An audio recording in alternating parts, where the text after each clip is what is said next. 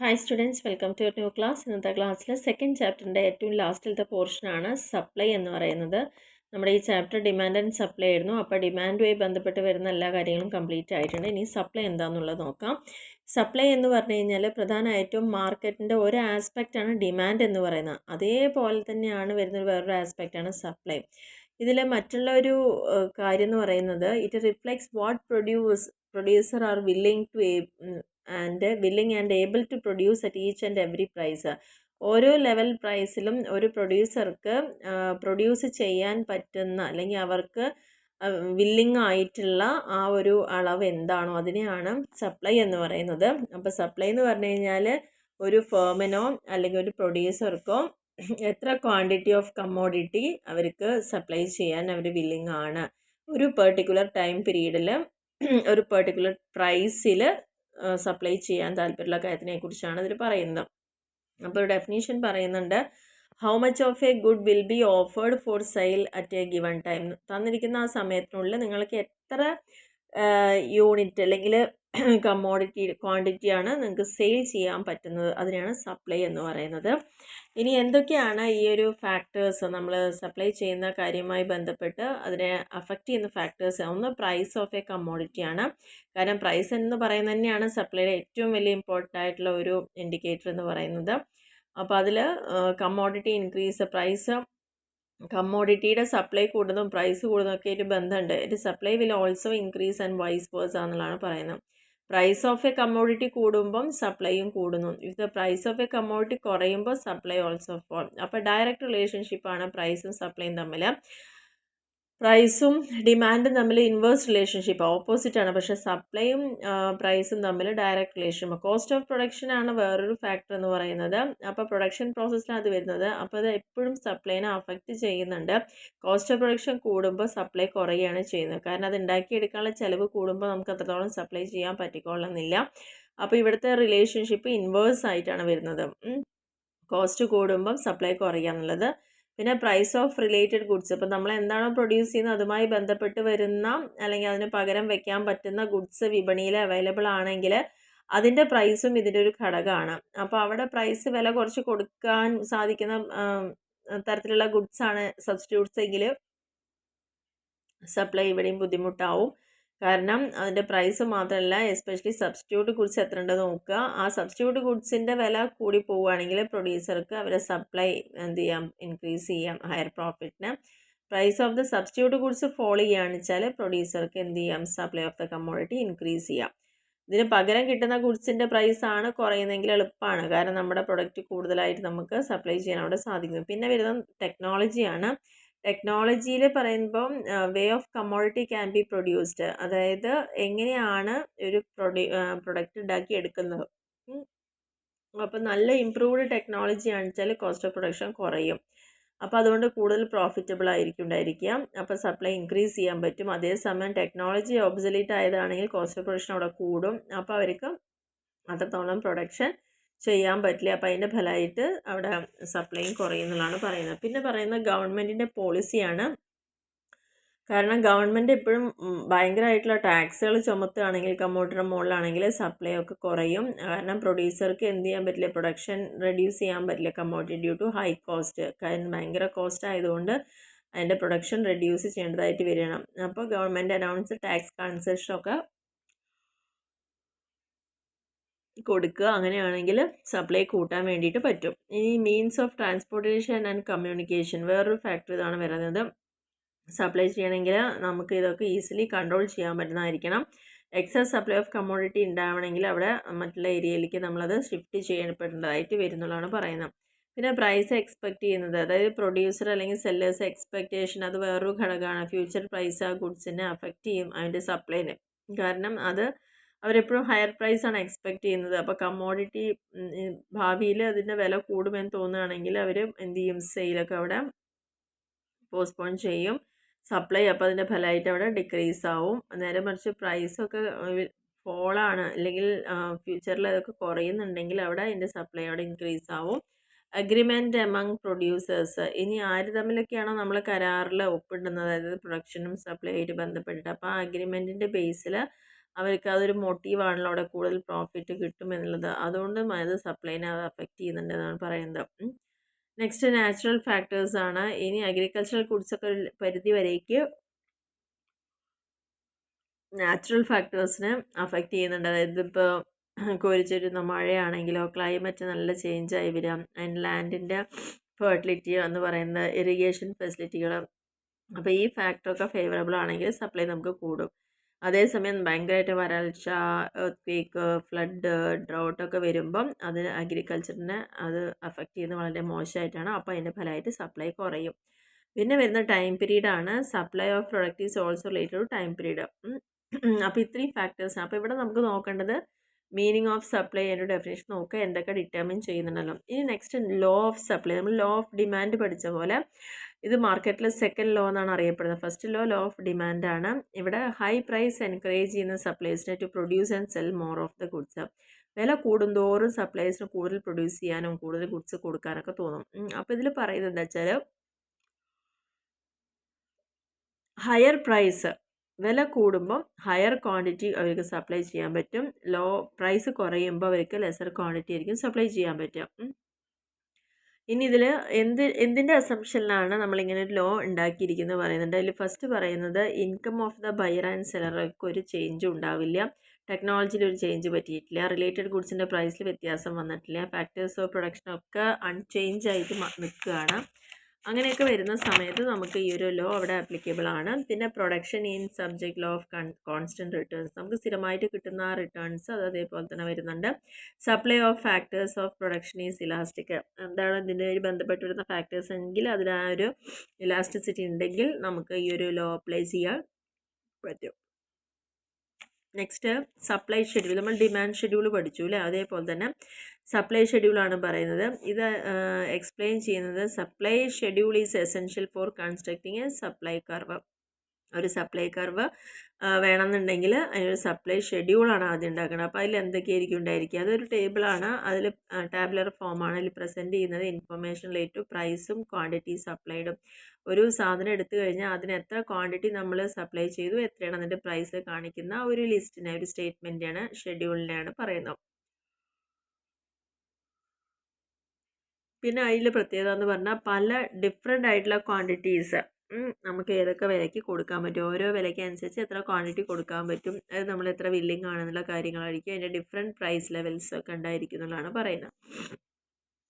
പിന്നെ types of supply schedule ഉണ്ട്, ഇൻഡിവിജ്വലും ഉണ്ട്, മാർക്കറ്റ് സപ്ലൈ ഷെഡ്യൂളും ഉണ്ട്. ഇൻഡിവിജ്വൽ എന്ന് പറഞ്ഞാൽ അവിടെ വേരിയസ് ക്വാണ്ടിറ്റീസ്, ഏതെങ്കിലും ഒരു ഇൻഡിവിജ്വൽ സപ്ലയറുടെയോ സെല്ലറുടെയോ ഡിഫറെൻറ്റ് പ്രൈസിലുള്ള കാര്യങ്ങളായിരിക്കും ഇതിൽ കാണിച്ചിട്ടുണ്ടാവുക. മാർക്കറ്റ് സപ്ലൈ എന്ന് പറയുമ്പോൾ ഒന്നിലധികം ഇൻഡിവിജ്വൽസ് അല്ല, ഒന്നിച്ച് എല്ലാവരുടെയും കൂടി കൂട്ടിയിട്ട് പറയുന്നതാണ്.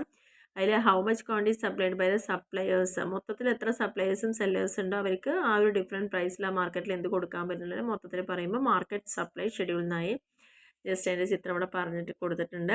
പിന്നെ പറഞ്ഞത് സപ്ലൈ കർവാണ്. നമ്മൾ നേരത്തെ പറഞ്ഞു സപ്ലൈ ഷെഡ്യൂളിലുള്ള വിവരങ്ങളെ നമ്മൾ ഗ്രാഫിക്കലി റെപ്രസെൻറ്റ് ചെയ്യുമ്പോൾ സപ്ലൈ കർവായി. ഗ്രാഫിക്കൽ റെപ്രസെൻറ്റേഷനാണ് സപ്ലൈ ഷെഡ്യൂളിൻ്റെ പറഞ്ഞ സപ്ലൈ കർവ് എന്നുള്ളത്. സപ്ലൈ കർവിൽ റിലേഷൻഷിപ്പ് കാണിക്കുന്നത് പ്രൈസും ക്വാണ്ടിറ്റി സപ്ലൈഡും, അതാണ് ഒരു കമ്മോഡിറ്റിയുടെ പ്രൈസും ക്വാണ്ടിറ്റി എത്ര നമ്മൾ സപ്ലൈ ചെയ്തു എന്നുള്ളതാണ് കാണിക്കുന്നത്. കാരണം ക്വാണ്ടിറ്റി സപ്ലൈ ചെയ്തത് എക്സ് ആക്സിസിലും പ്രൈസ് വൈ ആക്സിസിലും ആയിരിക്കും. ടൈപ്സ് ഓഫ് സപ്ലൈ കർവ് എന്ന് പറഞ്ഞാൽ നേരത്തെ പറഞ്ഞ ഇൻഡിവിജ്വൽ സപ്ലൈ കർവും ഉണ്ട്, മാർക്കറ്റ് സപ്ലൈ കർവും ഉണ്ട്. ഇനി നേരത്തെ നമ്മൾ ഡിമാൻഡിൽ പറഞ്ഞ എല്ലാ കാര്യങ്ങളും സപ്ലൈക്കും ബാധകമാണ്. ഷിഫ്റ്റ് ഇൻ സപ്ലൈ കർവ് എന്നാണ് പറയുന്നത്. അപ്പോൾ എന്തിനാണ് ഈ ഷിഫ്റ്റ് ചെയ്യുന്നത്? Change in supply due to change in any one of the factor other than price. നമ്മൾ ഡിമാൻഡിൻ്റെ ഷിഫ്റ്റ് ഇൻ ഡിമാൻഡ് കർവ് പഠിച്ചു. അതായത് പ്രൈസ് ഒരു റീസൺ ആണ്, പക്ഷേ പ്രൈസ് അല്ലാതെ മറ്റുള്ള കാരണങ്ങൾ കൊണ്ട് അതിൻ്റെ സപ്ലൈയിൽ എന്തെങ്കിലും ഒരു ചേഞ്ച് വരികയാണെങ്കിൽ അതിനെയാണ് ഷിഫ്റ്റ് ഇൻ സപ്ലൈ കർവ് എന്ന് പറയുന്നത്. ഇനി സപ്ലൈ കർവും ഷിഫ്റ്റ് ഇൻ സപ്ലൈ കർവും തമ്മിലുള്ള ഡിഫറൻസ് ഇവിടെ പറയുന്നുണ്ട്. മൂവ്മെൻറ്റ് എന്ന് പറയുമ്പോൾ occurs when price of a product changes ആവും. പ്രൊഡക്റ്റിൻ്റെ പ്രൈസ് ചേഞ്ച് ചെയ്യുമ്പോഴാണ് മൂവ്മെൻറ്റ് ഉണ്ടാവണം. ഷിഫ്റ്റ് ചെയ്യുന്ന എപ്പോഴാണ്? Changes in other factors, price അല്ലാത്ത ബാക്കിയുള്ള ഫാക്ടേഴ്സിൽ ചേഞ്ച് ആകുമ്പോൾ movement is also called change in quantity supplied, അതായത് എക്സ്പാൻഷനോ കോൺട്രാക്ഷനോ വരിക. ഷിഫ്റ്റ് പറയുമ്പം ഇൻക്രീസോ ഡിക്രീസോ സപ്ലൈയിൽ വരിക. മൂവ്മെൻറ്റ് മേ ബി അപ്വേർഡോ ഡൗൺവേർഡോ ആയിരിക്കാം. ഇത് സപ്ലൈ ഷിഫ്റ്റ് എന്ന് പറയുന്നത് റൈറ്റ് വേർഡോ ലെഫ്റ്റ് വേർഡോ ആയിരിക്കാം. മൂവ്മെൻറ്റ് എപ്പോഴും സെയിം സപ്ലൈ കർവിലായിരിക്കും. ഷിഫ്റ്റ് എപ്പോഴും പുതിയ സപ്ലൈ കർവിലായിരിക്കും കാണിക്കുക. അപ്പോൾ ഇത് തന്നെയാണ് നിങ്ങൾ ഡിമാൻഡിലും പഠിക്കുന്നത്. അപ്പോൾ അതൊന്ന് കമ്പയർ ചെയ്ത് പഠിച്ചാൽ എളുപ്പത്തിൽ നിങ്ങൾക്ക് കിട്ടും. ഇനി എന്താണ് ഇലാസ്റ്റിസിറ്റി എന്ന് പറയുന്നത്? ഇവിടെ പ്രത്യേകിച്ച് പറയുന്നത് ഒരു കമ്മോഡിറ്റിയുടെ പ്രൈസ് കൂടുമ്പോൾ സപ്ലൈ കൂടുമെന്നാണ് പറയുന്നത്. പ്രൈസ് കുറയുമ്പോൾ സപ്ലൈയും കുറയും. ഇതൊരു ലോ ആണ്, പക്ഷേ അതൊരു ക്വാളിറ്റേറ്റീവ് സ്റ്റേറ്റ്മെൻ്റ് ആണ്. ഇത് നമുക്ക് ഒരിക്കലും മെഷർ ചെയ്യാൻ, ഇതിൻ്റെ ചേഞ്ച് എത്രയാണ് മെഷർ ചെയ്യാൻ പറ്റില്ല. അപ്പോൾ ആ ഒരു എലാസ്റ്റിസിറ്റി ഓഫ് സപ്ലൈയുടെ ബേസിലായിരിക്കും അത്തരത്തിലുള്ള കാര്യങ്ങൾ നമ്മൾ മെഷർ ചെയ്യുന്നത്. അപ്പോൾ എലാസ്റ്റിസിറ്റി കൊണ്ട് ഉദ്ദേശിക്കുന്നത് the relationship between price and the quantity supplied is rather like the relation between a whistle and a dog. A louder the whistle, the faster comes the dog. Raise the price and quantity supplied increases. അപ്പോൾ എന്താണ് elasticity കൊണ്ട് ഉദ്ദേശിക്കുന്നത്? ഏറ്റവും ഭംഗിയായിട്ട് ഒരു കാര്യം പറഞ്ഞിട്ടുണ്ട്, ഒരു വിസിലും ഒരു പട്ടിക്കുട്ടി ഉണ്ടെങ്കിൽ. കാരണം എത്ര ഫാസ്റ്റിൽ നമ്മൾ ഉറക്ക വിസിലടിക്കുന്നു അത്രയും ഫാസ്റ്റിൽ ആ പട്ടിക്കുട്ടി വരുന്നു. അതേപോലെ തന്നെയാണ് ഒരു പ്രൈസ്, ഒരു കമ്മോഡിറ്റിയുടെ പ്രൈസും അതിൻ്റെ ക്വാണ്ടിറ്റി സപ്ലൈ ചെയ്യുന്നുള്ള റിലേഷൻഷിപ്പ് എന്ന് പറയുന്നത്. അപ്പോൾ സപ്ലൈ എന്ന് പറയുന്നത് responsiveness of sellers to a change in the price of a product. ഒരു പ്രൊഡക്റ്റിലെ പ്രൈസിൽ എന്താണോ ചേഞ്ച് വരുന്നത് അതിന് കറസ്പോണ്ടിങ് ആയിട്ട് അതിൻ്റെ സപ്ലൈയിൽ വരുന്ന ആ ഒരു ചേഞ്ചിനെയാണ് ഇലാസ്റ്റിസിറ്റി ഓഫ് സപ്ലൈ എന്ന് പറയുന്നത്. നമ്മൾ ഡിമാൻഡിൽ പറഞ്ഞ പോലെ തന്നെ types of elasticity of supply perfectly elastic supply ഉണ്ട്. ഇവിടെ പറയുന്നത് there is a significant change in supply without any change or little change in its price. പ്രൈസിൽ ഒരു മാറ്റവും ഇല്ലാതെ സപ്ലൈയിൽ മാത്രമാണ് മാറ്റം വരുന്നതെങ്കിൽ അതിനെയാണ് പെർഫെക്റ്റ്ലി ഇലാസ്റ്റിക് എന്ന് പറയുന്നത്. അതിൻ്റെ കേർവ് ഇങ്ങനെയാണ് വരിക.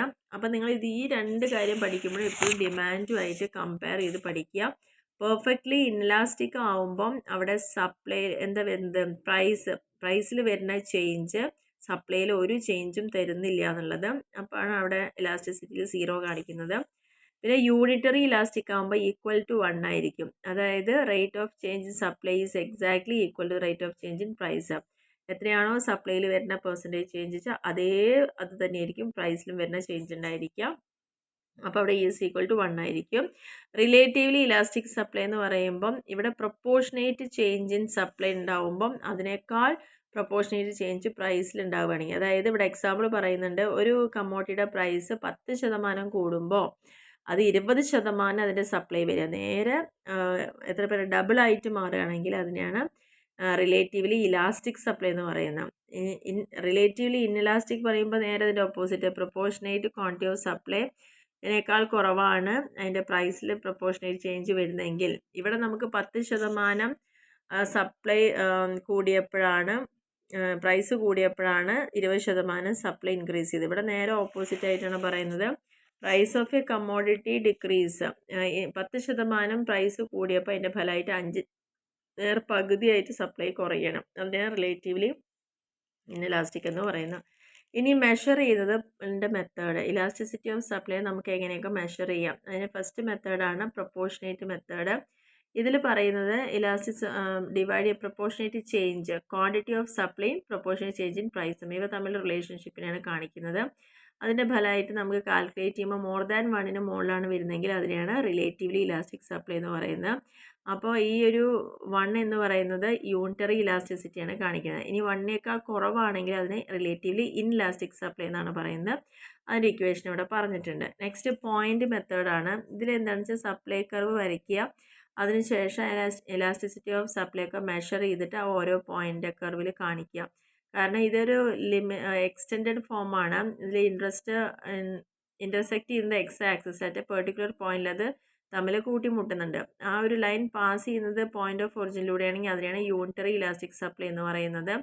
അത് ഇൻ്റർസെക്റ്റ് ചെയ്യുന്ന OX എന്നുള്ള ആക്സിസിലാണെങ്കിൽ അത് റിലേറ്റീവ്ലി ലെസ് ഇലാസ്റ്റിക് ആണ് സപ്ലൈ. ഇനി ഇൻ്റർസെക്റ്റ് ചെയ്യുന്നത് OY ആക്സിസിലാണെങ്കിൽ അത് റിലേറ്റീവ്ലി ഇലാസ്റ്റിക് ആണ്. അപ്പോൾ ആ സിറ്റുവേഷൻ അനുസരിച്ച് തന്നെ ഇവിടെ കൊടുത്തിട്ടുണ്ട്.